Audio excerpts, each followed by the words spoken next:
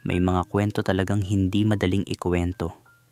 Mga kwentong nagsimula sa lungkot, sa pananabik, at sa mga damdaming itinago mo dahil takot kang hindi maintindihan. At minsan, sa katahimikan ng isang gabi, sa gitna ng pagod sa trabaho at pag-uwi sa isang malamig na bahay, marirealize mo hindi pala kakulangan ng mundo ang problema, kundi yung pag-asang matagal mo nang gustong maramdaman, ang mahalin at mapansin. At doon, nagsisimula ang mga kwento na tulad nito. Mga kwentong totoo, mga kwentong mabigat, pero kailangang marinig. Welcome sa M2M Desires, kung saan binibigyang boses natin ang mga kwento ng pag-ibig, pagnanasa, at mga lihim na hindi madaling ikuwento. Mga kwentong minsan ay masakit, minsan ay nagdudulot ng pag-asa at laging totoo. Dito, hindi ka huhusgahan, pakikinggan ka lang, iintindihin, at mararamdaman mo na hindi ka nag-iisa sa laban mo. Kaya bago natin simulan ang kwento, huwag kalimutang i-like ang video na ito, mag-subscribe sa ating channel, at i-turn on ang notification bell para lagi kang updated sa mga kwentong puno ng emosyon at realidad.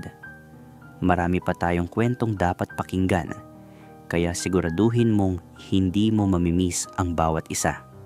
At syempre, isang mainit na shoutout muna sa ating masugid na tagapakinig na si Dominador Patawaran mula sa Bulacan. Maraming salamat sa walang sawang pagsuporta sa ating programa. Sana patuloy mong maramdaman na parte ka ng pamilyang ito. Handa ka na bang maglakbay sa isang kwentong puno ng pagnanasa, pagkakamali at aral? Isang kwento ng isang lalaking nagmahal, nagbigay, at nasaktan sa paraang hindi niya inaasahan. Tara, simulan na natin ang kwento. Kuya Will, kumusta po? Tawagin niyo na lang po akong Thomas, 4 na po, isang high school teacher. Hindi ko alam kung paano ko sisimulan to pero kailangan ko na talagang magsalita kasi parang mababaliw na ako sa sakit. Kuya Will, alam mo ba yung feeling na parang wala nang kulay ang buhay mo? Napagod ka na sa lahat. Ganun po ako noon. Mag-isa lang ako sa apartment, walang kasama, walang kausap. Araw-araw pag-uwi ako galing trabaho, pero walang naghihintay sa akin. Wala akong jowa, wala akong kaibigan na malapit. Kaya Kuya Will, isang gabi habang nag-scroll ako sa phone, nakita ko yung ad, masahe services, professional and discreet. May kakaibang kaba sa dibdib ko pero pinindot ko rin. Sabi ko sa sarili ko, massage lang naman to para lang makalimutan ko saglit yung lungkot ko. Kaya nag-book ako ng appointment. Kuya Will, hindi ko alam na simula na pala iyon ng pagkawasak ko. Akala ko simple lang, massage lang, tapos uwian na. Pero mali ako. Sobrang mali ko. Ngayon ko lang na-realize na sana hindi ko na lang pinindot yung number na yon. Sana tinanggap ko na lang na ganito na talaga ang buhay ko. Pero Kuya Will, huli na ang lahat ngayon. Kuya Will, pagbukas ko ng pinto nakita ko si Cardo. Pucha Kuya Will, sorry po sa pagmumura pero yun talaga ang unang pumasok sa isip ko. Sobrang gwapo niya. 20 taong gulang lang, matangkad, moreno, fit ang katawan. Yung ngiti pa lang niya, panalo ka na. Sabi niya, "Good evening po sir, si Cardo po, massage therapist nyo." Pumasok siya sa unit ko, nag-set up tapos nagsimula yung session. Kuya Will, habang hinahawakan niya ako, ramdam ko na may nararamdaman na ako. Hindi lang physical ha, kundi yung pakiramdam na may nag-aalaga sa akin, na may taong nandito para sa akin. Kahit alam kong serbisyo lang, pakiramdam ko special ako. Bandang huli ng session, bumulong siya sa akin ng marahan. "Sir, kung gusto niyo po ng extra service, available din po ako." Natigilan ako, Kuya Will. Alam mo naman siguro kung ano yung extra service na yon, di ba? Alam kong mali. Alam kong kapalit lang ng pera ang lahat. Pero tumango ako. Kuya Will, ang tanga-tanga ko. Kasi sa pagod at pangungulila ko, pumayag ako. Tapos nangyari na lahat. Pagkatapos, nahiga kaming dalawa, pawisan at tahimik. Sabi niya, "Sir, sana po magustuhan niyo." Binigyan ko siya ng doble ng bayad. Ang saya-saya niya. "Pwede po ba ulit next week?" Tanong niya. Tumango ako. Doon na nagsimula lahat, Kuya Will. Doon na ako nagsimulang mahulog. 3 buwan akong naging regular customer niya. 2 beses kada linggo dumadating siya sa unit ko. Hindi na rin basta session lang. Nag-uusap na kami tungkol sa buhay, pangarap, problema. Kinukwento niya sa akin yung pamilya niya sa probinsya, yung mga kapatid niyang nag-aaral, yung hirap nila sa buhay. Sabi niya sa akin, "Sir, kung wala kayo, baka gutom na naman kami ngayong linggo." Kuya Will, dumugo yung puso ko nang sabihin niya yon. Akala ko kasi, kailangan niya talaga ako, na hindi lang pera ang dahilan kung bakit siya bumabalik. Alam mo ba yon, Kuya Will? Yung feeling na parang kailangan ka ng isang tao. Kaya nagbibigay ako ng dagdag, pamasahe, pang grocery load. Sinasabi niya, "Sir, sobra naman po kayo. Pero ako naman," sabi ko lang, "wala yan. Tulong lang." Pero sa totoo lang, Kuya Will, ginagawa ko yon para hindi siya mawala. Para manatili siya sa tabi ko. Nagsimula na akong mag-asikaso bago siya dumating. Naglilinis ako ng kwarto, nagluluto, nag-aayos ng sarili. Parang boyfriend ko na siya, alam mo yon. Kahit alam kong serbisyo lang lahat, pilit kong pinapaniwalaan ang sarili ko na totoo yung nararamdaman niya. Kuya Will, kung natanong mo ako noon, ipipilit kong tama lang ang ginagawa ko. Pero mali pala ako, Kuya Will. Sobrang mali ko. Kuya Will, may isang gabing hindi siya nakapunta kasi walang masasakyan. Nag-message siya para mag-sorry. Pero alam mo ba kung ano ginawa ko? Ilang oras akong naghintay sa kanya. Nag-ayos pa ako ng pagkain, naglinis ng kwarto. Tapos nabigo akong hindi siya dumating. Hindi dahil sa sex, Kuya Will, kundi dahil namimiss ko na siya. Namimiss ko yung ngiti niya, yung kwento niya, yung presensya niya sa tabi ko. Doon ko napagtanto, Kuya Will, putya, nahulog na pala ako. Hindi lang katawan niya ang gusto ko. Gusto ko na ang lahat. Gusto ko yung buong pagkatao niya. Kaya kinabukasan, pumunta pa ako mismo sa tambayan niya. Oo, Kuya Will, pumunta ako. Ganun na ako kadesperado. Gulat siya nang makita niya ako. "Sir, bakit nandito kayo?" Tanong niya.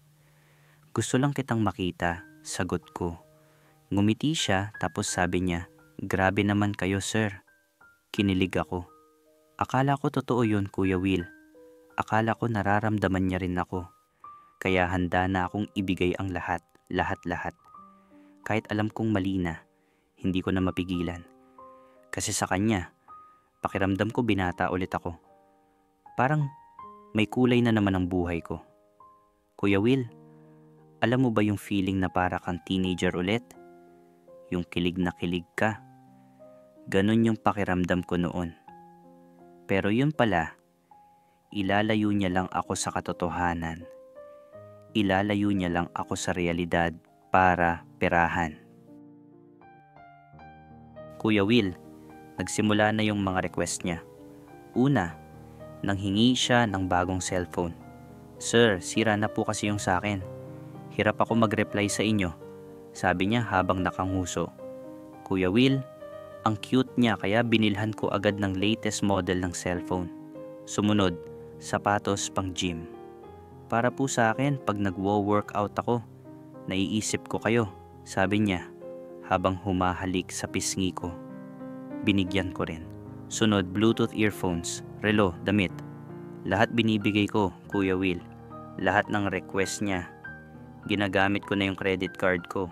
Nangungutang sa mga kaibigan, nag-advance ng sahod. Basta makuha ko lang yung ngiti niya, okay lang sa akin. Kuya Will, desperado na ako noon. Alam kong mali pero ginagawa ko pa rin. Hanggang sa isang gabi, biglang seryoso siya. Sir, pwede ba akong humingi ng malaking favor? Tanong niya. Ano yon? Tanong ko habang hinahaplos yung buhok niya. Motor po sir, kasi mahirap kayong puntahan pag maulan o late na. Pag may motor ako, mabilis lang, sabi niya. Natigilan ako, Kuya Will. Motor, hindi biro ang gastos niyon. Aabot pa yan ng mahigit 100,000. Pero tumingin ako sa mga mata niya, nakita ko yung pag-asa. Kaya tumango ako. Sige, gagawan ko ng paraan, sabi ko. Kuya Will, kung nandito ka sana noon, sasabihin mo ba sa akin na tanga ko? Na ginagamit lang ako? Sana sinabihan mo ako, Kuya Will. Sana pinigilan mo ako. Kuya Will, para makabili ng motor, nangutang ako sa bangko. Nag-apply ako ng personal loan na may mataas na interes. Wala akong pakialam noon. Ang iniisip ko lang, kapag may motor na siya, mas madalas siyang darating. Mas magiging malapit kami. Nang mabigay ko sa kanya yung pera, halos lumuha siya. Sir, salamat po talaga. Hindi ko kayo makakalimutan. Kayo ang nag-iisang tumulong sa akin. Sabi niya, habang niyayakap ako ng mahigpit. Yumakap din ako, Kuya Will. Sobrang saya ko noon, akala ko. Ito na yung simula ng mas malalim naming koneksyon. Pero mali pala ako, Kuya Will. Kasi kinabukasang linggo, nag-message siya na busy. Sunod na linggo, may sakit daw. Tapos may emergency sa bahay. Unti-unti nang bihira yung pagpunta niya sa akin. Nag-aalala na ako pero ayaw kong maging demanding. Ayaw kong isipin niya na controlling ako. Kaya hinintay ko na lang siya, Kuya Will. Umaasa na babalik din siya. Na totoo pa rin yung nararamdaman niya sa akin. Pero putya, Kuya Will, sa loob-loob ko alam ko na. Alam kong may mali na. Alam kong ginago niya na ako. Pero ayoko pang tanggapin. Hindi ko pa kayang tanggapin na ginamit lang ako. Kuya Will, ilang linggo nang hindi siya pumupunta. Puro text at dahilan na lang. Sinubukan kong mag-chat, pero seen lang. Minsan, late mag-reply. Mga 1 linya lang. Hindi na tulad ng dati na mahabang usapan kami. Kaya isang gabi, nag-stalk ako sa Facebook niya. Doon ko nakita yung mga litrato. Kasama niya yung isang babae. Nakapost ng My Forever at mga sweet na captions. Kuya Will, naiyak ako. Sino yung babae?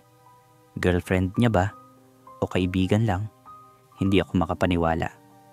Lahat ng sinabi niya sa akin, na ako lang, na walang iba, na special ako, lahat ba yung kasinungalingan? Nag-message ako sa kanya. Cardo, sino yung kasama mo sa post? Walang reply. Kinabukasan, nag-message ulit ako. Kumusta ka na? Miss na kita. Seen lang ulit. Naramdaman ko, Kuya Will, na unti-unti niya akong iniiwanan, na ginamit lang niya ako. Pero ayaw ko pa ring maniwala. Kailangan ko siyang makita. Kailangan ko marinig mula sa bibig niya ang totoo. Kaya nagpasya ako, Kuya Will. Pupuntahan ko siya. Makita ko siya mismo. Tapos, haharapin ko ang katotohanan. Kahit alam kong masasaktan ako. Kuya Will, sinabihan mo na ba yung sarili mo na handa ka ng masaktan? Pero, pagdating ng sakit, hindi mo pa rin kaya. Ganun yung pakiramdam ko noon. Isang hapon, pumunta ako sa tambayan niya. Nakita ko siya, nakaupo sa harap ng tindahan, tumatawa kasama ang mga kaibigan. At sa tabi niya, yung babaeng nakita ko sa Facebook. Nakahawak siya sa bewang niya. Napatigil ako, Kuya Will. Gusto kong lumapit pero parang napako yung mga paa ko. Bigla niya akong napansin. Kumunot yung noo niya. Tumayo siya at nilapitan ako. Sir, ano pong ginagawa niyo dito? Tanong niya, may inis sa boses. Cardo, sino siya? Tanong ko habang tumitingin sa babae. Napilitan lang siyang ngumiti. Girlfriend ko po, sir. Bakit? Kuya Will, naramdaman kong bumagsak yung mundo ko. Akala ko tayo. Hindi ko maituloy. Tumawa siya ng malakas. Tayo? Sir, trabaho ko lang po yun. Alam niyo naman yun, di ba? Sabi niya nang walang awang tingin sa akin. Salamat po sa lahat. Malaking tulong po talaga kayo. Tapos tumalikod na siya at bumalik sa girlfriend niya. Naiwanan ako doon, Kuya Will. Nakatayo, nanginginig, umiiyak sa loob. Ginawa ko palang tanga yung sarili ko. Ginawa kong totoo yung isang ilusyon. Kuya Will, alam mo ba yung sakit na parang pinapatay ka? Yung parang hindi ka na makahinga. Ganon yung naramdaman ko noon. Sobrang sakit na parang hindi ko na kaya. Kuya Will, bumalik ako sa apartment. Puno yung mukha ko ng luha. Hindi ko alam paano nangyari ang lahat. Nag-check ako ng mga utang, bangko, credit card, mga kaibigan. Kuya Will, umabot na sa halos kalahating milyon ang lahat-lahat. Paano ko babayaran? Sweldo ko, halos kulang na sa pang-araw-araw. Ilang beses akong nag-breakdown sa loob ng klase. Napapansin na ng mga estudyante na iba na ako. May nagtanong na co-teacher, Sir Thomas, okay ka lang? Mukha kang pagod. Tumango lang ako.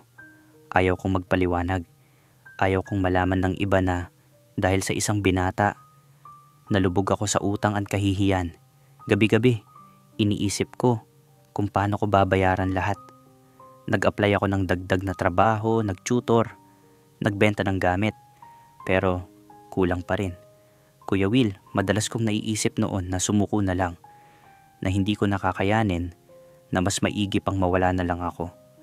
Pero alam ko, kailangan kong bumangon. Kailangan kong mabuhay, kahit wala nang lakas. Kuya Will, naisip mo na ba minsan na gusto mo nang sumuko? Na panghihinaan ka na? Ganon yung pakiramdam ko noon, parang ayoko na. Kuya Will, makalipas ang ilang buwan, sinubukan kong ayusin yung buhay ko. Hindi madali. Maraming gabing umiiyak pa rin ako. Maraming araw na ayaw kong bumangon. Pero kailangan, Kuya Will. Nagsimula akong mag-counseling sa isang kaibigan kong psychologist. Doon ko na-realize na yung pagmamahal na inakala ko, obsession pala, na yung ginawa ko, paghahanap ng pagkilala at pagmamahal sa maling tao na si Cardo. Mula umpisa, trabaho lang talaga yung tingin sa akin. Masakit tanggapin, Kuya Will, pero totoo. Unti-unti kong binayaran yung mga utang. Nag-sacrifice ako. Walang luho, walang labas, konting kain lang. Nagbaon ng sopas at itlog para makatipid. Kuya Will, mahirap yung mga panahong yon. Parang ayaw ko nang mabuhay. Pero sinabi ng psychologist ko na kailangan kong mahalin yung sarili ko muna. Na hindi ako makakabangon kung hindi ko muna tatanggapin na tao lang ako. Na nagkamali. Na nadala sa emosyon. Kaya ginawa ko, Kuya Will. Unti-unti kong tinanggap na nasasaktan ako. Na ginamit ako. Na nagmahal ako ng mali. Pero parte yun ng buhay ko. Hindi ko siya matatakasan. Kailangan kong harapin. Kuya Will, paano mo ba tinatanggap yung sakit? Paano mo binibigyan ng closure yung sarili mo? Kuya Will, isang araw, nakita ko ulit si Cardo sa daan. Kasama pa rin niya yung girlfriend din niya. Ngumiti siya sa akin ng plastic. Tumingin lang ako, tapos nagpatuloy sa paglalakad. Wala nang sakit, Kuya Will. Wala nang galit. Tanggap ko na.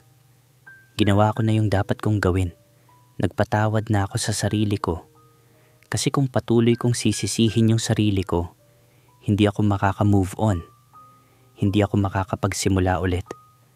Natuto na akong tanggapin na hindi lahat ng tao ay para sa'yo. Na hindi lahat ng nararamdaman mo ay magiging totoo para sa iba. Na minsan, ginagamit ka lang. Pero hindi ibig sabihin yan na walang halaga ka. Ibig sabihin lang, mali yung pinili mo. At okay lang yun, Kuya Will. Kasi parte yun ng pagbangon. Parte yun ng pag-aaral. Masakit pero totoo. Kaya ngayon, patuloy kong binabayaran yung utang ko. Natuto na akong magtipid, mag-prioritize ng sarili ko, at higit sa lahat, mahalin yung sarili ko ng totoo. Hindi dahil sa iba, kundi dahil deserve ko. Deserve kong maging masaya. Deserve kong magkaroon ng peaceful na buhay. Kuya Will, salamat sa pakikinig sa kwento ko. Alam kong masakit marinig to. Alam kong maraming tao dyan na katulad ko. Nagmahal ng mali, ginamit, nasaktan. Gusto ko lang sabihin sa kanila na okay lang. Okay lang masaktan. Okay lang magkamali. Pero huwag kayong susuko. Huwag kayong magpadala sa sakit. Kasi may bukas pa. May pagkakataon pa kayong bumangon. At sa mga taong gumagamit ng damdamin ng iba para sa pera o luho, sana ma-realize nyo na may tao kayong sinisira. May puso kayong sinasaktan. Hindi biro yun. Kasi yung sakit na yun, matagal bago mawala. Minsan, hindi na nga talaga nawawala. Nadadala mo na lang habang buhay. Pero sa akin, Kuya Will, natuto na ako. Natuto akong magmahal ng tama. Natuto akong ibigin yung sarili ko. At yan ang pinakamahalagang aral sa lahat. Kaya salamat, Kuya Will. Salamat sa platform na to. Sana makatulong yung kwento ko sa iba. Sana matuto sila mula sa pagkakamali ko. At sana, hindi na nila kailangang maranasan yung sakit na naranasan ko. Kuya Will, paano mo malalaman kung tama na ang taong para sa'yo? Paano mo malalaman kung hindi ka na ginagamit? Sana mabigyan mo ng sagot ito para rin sa mga nakikinig. Salamat, Kuya Will. Mabuhay ka. Thomas, salamat sa katapangan mong ibahagi ang kwentong ito. Alam kong hindi madali para sa'yo. Habang binabasa ko ang liham mo, ramdam ko ang bawat kirot, bawat pag-asa na nauwi sa wala, at bawat luha na tumulo sa mga gabing mag-isa ka. Alam mo, Thomas, hindi ka nag-iisa sa nararamdaman mo. Maraming tao dyan, mga taong nakikinig ngayon, na dumaan o dumaraan sa parehong sitwasyon. Yung desperasyon na makaramdam ng pagmamahal, yung takot sa kalungkutan, at yung paghahanap ng koneksyon kahit saan. Pero ang tanong mo, Thomas, ay isang tanong na maraming tao ang natatakot itanong sa sarili nila. Paano mo malalaman kung tama na ang taong para sa'yo? Thomas, ang tama para sa'yo ay hindi yung taong kailangan mong bayaran para manatili. Hindi yung taong dumadating lang kapag may kailangan. Ang tamang tao, Thomas, ay yung nandyan kahit wala kang maibigay. Yung mahal ka dahil sa kung sino ka, hindi dahil sa kung ano ang meron ka. Yung taong makikita ka sa pinakamahirap mong sandali at sasabihing, nandito lang ako. Ang tunay na pagmamahal, walang presyo, walang kondisyon, walang utang na loob. Natural lang, komportable. Hindi mo kailangang magmakaawa para sa atensyon niya. Hindi mo kailangang mag-overthink kung bakit hindi siya nag-reply. Kasi kapag tama, alam mo, ramdam mo sa konsensya mo. Ramdam mo sa katahimikan ninyong dalawa na safe ka, na sapat ka. Paano mo naman malalaman kung ginagamit ka na? Madali lang yan, Thomas. Kapag lahat ng usapan nyo tungkol sa kailangan niya. Kapag bawat pagkikita, may kasamang request. Kapag ang effort mo, one way lang. Kapag nararamdaman mong ikaw lang ang nagbibigay at siya lang ang tumatanggap. Alam mo na, Thomas, ginagamit ka na. At alam mo yun, Thomas, hindi dahil wala kang halaga, kundi dahil nagpahintulot ka. Kasi yung lungkot mo, yung pangangailangan mo ng pagmamahal, ginamit laban sa'yo. Kaya makinig ka sa akin ngayon, ang pagmamahal sa sarili mo ay mas mahalaga kaysa sa pagmamahal ng iba. Para sa mga nakikinig ngayon, pakinggan nyo ito. Huwag mong hanapin sa iba yung pagmamahal na hindi mo kayang ibigay sa sarili mo. Dahil kapag bigo ka sa sarili mo, mas madaling bumagsak ka sa maling tao. At sa mga kardo dyan na gumagamit ng damdamin ng iba para sa pansariling interes, alam niyong mali yun. Karma is real. Darating din yung araw na ikaw naman ang masasaktan. Thomas, ikaw, mahal kita. Proud ako sa iyo kasi bumangon ka pa rin. Binayaran mo yung utang mo, natuto kang magpatawad sa sarili mo, at patuloy kang lumalaban. Yan ang tunay na lakas, Thomas. Hindi yung pagmamahal na binigay mo kay Cardo, kundi yung pagmamahal na binigay mo ulit sa sarili mo. At sa inyong mga ka-desires, kung nakarelate kayo sa kwentong ito, huwag kayong matakot magbahagi. Huwag kayong mahiya. Lahat tayo may kwento. Lahat tayo may sugat. Pero dito sa M2M Desires, hindi kayo mag-iisa. Nandito kami para makinig, umintindi, at magbigay ng pag-asa. Kaya kung nagustuhan nyo ang episode na ito, i-like nyo ang video, mag-subscribe sa channel, at i-turn on ang notification bell para updated kayo sa susunod pang mga kwento. At kung may kwento ka rin gustong ibahagi, mag-send lang sa aming official page. Baka ikaw naman ang susunod. Hanggang sa muli, mga ka-desires. Mahalin nyo ang sarili nyo. Kayo ang pinakamahalaga.